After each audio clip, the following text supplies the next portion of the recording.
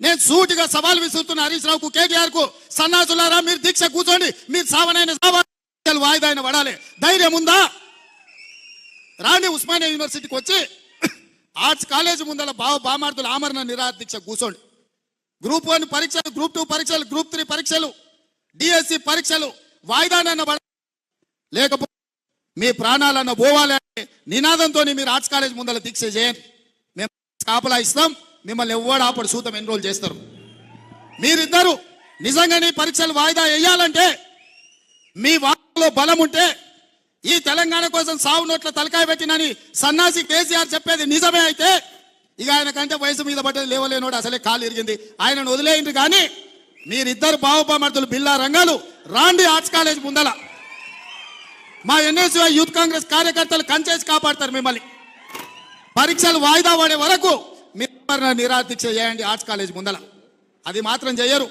పొద్దుటిపూట తింటారు, రాత్రిపూట తాగుతారు, మీరు మాత్రం సంతోషంగా ఉండాలా? పేదోళ్ళ పిల్లలు దీక్షలతోటి, ఆమరణ నిరాహార దీక్షలతోటి పేదోళ్ళ పిల్లల ప్రాణాలు బలి ఇవ్వడానికి ఇలా బావబామర్దులు ఇద్దరు కలిసి కుట్ర చేస్తారు. ఇవాళ అందుకే విద్యార్థులకి వేదిక మీద నుంచి నేను విజ్ఞప్తి చేస్తున్నా. వాళ్ళ పార్టీ బలహీన పడ్డప్పుడు, రాజకీయంగా వాళ్ళు సచ్చినప్పుడు విద్యార్థులను చంపి ఆ శవాల మీద పార్టీని నిర్మించుకోవాలని కుట్ర చేస్తున్నారు. ఇవాళ కొంతమంది విద్యార్థులను రెచ్చగొట్టి వాళ్ళ భావోద్వేగాలతో రాజకీయంగా లబ్ధి పొందాలని చూస్తున్నారు.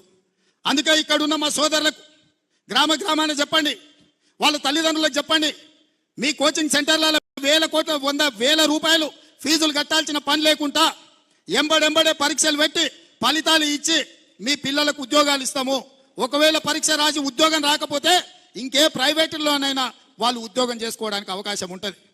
పరీక్షలు నిర్వహించి ఫలితాలు ఇవ్వకపోతే సంవత్సరాల కొద్దీ పేదోళ్ళ పిల్లలు కోచింగ్ సెంటర్ల చుట్టూతో తిరిగి ఇటు ఇంటికి రాలేక, పట్నంలో ఉండలేక వాళ్ళు అన్ని రకాలుగా దెబ్బతినిపోయే ప్రమాదం ఉన్నది. ప్రతి గ్రామంలో మా కార్యకర్తలు అందరూ కూడా చెప్పాలి. ఇవాళ అప్పుడప్పుడు మా వాళ్ళు కూడా వచ్చి అంటుంటారు, అన్నా పిల్లలు ఏదో పరీక్షలు వాయిదా ఏమంటారు కదా, వేస్తే పోతుంది కదా. వేస్తే పోతుంది, నాకు కూడా ఏం పోతుంది, పరీక్ష వాయిదా వేస్తే నష్టం ఏం లేదు. కానీ పిల్లల జీవితాలు ఆగం అయిపోతాయి.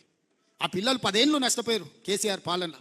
10 ఏళ్ళు ఒక పరీక్ష పెట్టలేదు, 10 ఏళ్ళు ఎవరికి ఉద్యోగం ఇవ్వలే. ఇవాళ నేను అవన్నీ చూసి వచ్చినాను కాబట్టి పిల్లలకు సరైన సమయంలో పరీక్షలు పెట్టాలని అనుకుంటున్నాను. అవి వాయిదా వేయడానికి ఒక పక్కన టీఆర్ఎస్, కొంతమంది కోచింగ్ సెంటర్ల ఓనర్లు కుట్రలు చేస్తున్నారు. ఇవన్నీ కూడా ప్రజలకు వివరించాల్సిన బాధ్యత మీ అందరి మీద ఉన్నది.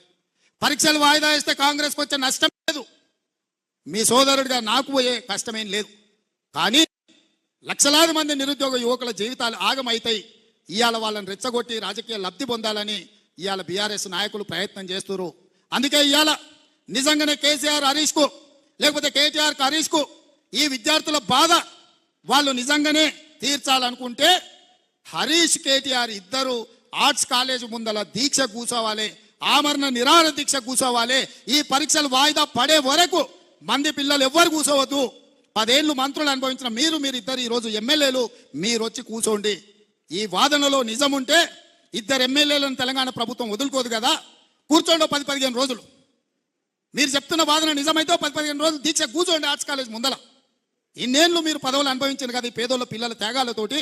ఆ పేదల పిల్లల కోసం, లక్షలాది మంది నిరుద్యోగ యువకులకు ఒకవేళ మా ప్రభుత్వంలో అన్యాయం జరుగుతుందని బావబామర్దులు బిల్లారంగాలు అనుకుంటే వీళ్ళెందుకు కూర్చోరు దీక్ష కని నేను అడుగుతున్నా.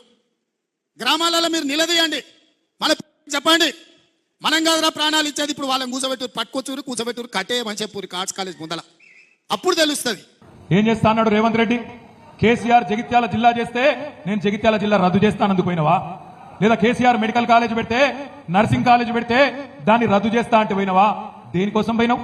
కేసీఆర్ 4500 డబుల్ బెడ్రూమ్ ఇల్లు మీ జగిత్యాలలో ఎక్కడ లేదు, రాష్ట్రంలో సిరిసిల్లలో లేదు, సిద్దిపేటలో లేదు, గజ్వేల్లో లేదు, కోరుట్లలో లేదు, ఎక్కడ లేదు. మీ జగిత్యాలలో 4500 డబుల్ బెడ్రూమ్లు కేసీఆర్ ఇస్తే దాన్ని అలా రద్దు చేయమని పోయినవా? దేనికోసం పోయిండు మీ ఎమ్మెల్యే? ఏ అభివృద్ధి ఆశించిపోయిండు? ఒకటే ఒక్క అభివృద్ధి అని ఆశించింది. వాళ్ళ ఇయ్యపోనికి బిల్లులు రావన్నట, ఈయన క్రష రాకద్దట, అంతే ఏం లేదు. ఆయన సొంత అభివృద్ధి 4 డబ్బులు సంపాదించుకోవాలనే తాపత్రయం తప్ప మీకోసమో, ఊర్ల కోసమో, జగిత్యాల పట్టణం కోసమో పోలేదు. దయచేసి నేను మిమ్మల్ని కోరేది ఒకటే, మీ వల్ల ఎమ్మెల్యే అయ్యిండు, మీరు చేస్తే ఎమ్మెల్యే అయ్యిండు. నిజంగా రేషం ఉంటే డాక్టర్ సంజయ్, రేవంత్ రెడ్డి, నేను ఒకటే అడుగుతున్నా, దమ్ముంటే పదవికి రాజీనామా చేసి తిరిగి ప్రజల దగ్గరికి రా. చెప్తారు నువ్వు చేసింది కరెక్టా కాదా, ప్రజలు చెప్తారు. మీకు ఒక 2 విషయాలు నేను చెప్పాలా. మొదటిది ఏంటి అంటే, కొంతమంది అంటారు, అన్నా ఆనాడు మనం అధికారం ఉన్నప్పుడు కూడా కాంగ్రెస్ వాళ్ళని చేర్చుకున్నాం కదా, కాబట్టి ఇప్పుడు వాళ్ళు చేసేది కూడా కరెక్టే అని కొంతమంది అక్కడక్కడ కాంగ్రెస్ వాళ్ళు సన్నాయి నొక్కులు నొక్కుతారు.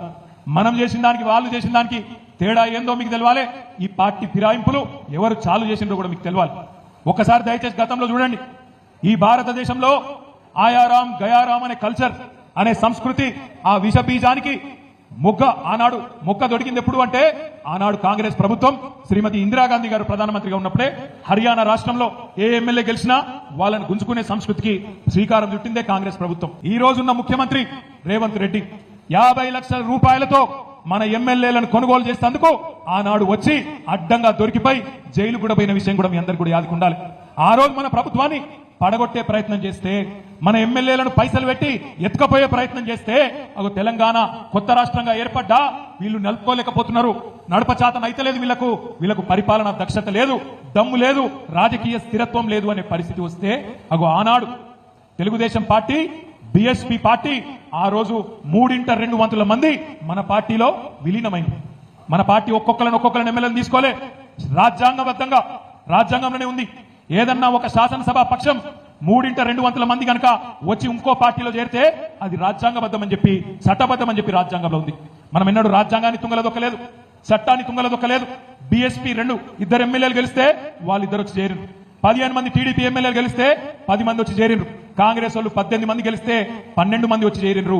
రాజ్యాంగబద్ధంగా 3/2 మంది శాసనసభ్యులు వచ్చి చేరిండ్రు తప్ప ఒక్కొక్కడు వచ్చి ఒక పార్టీలో గెలిచి ఇంకో పార్టీ కండువా కప్పుకోలే.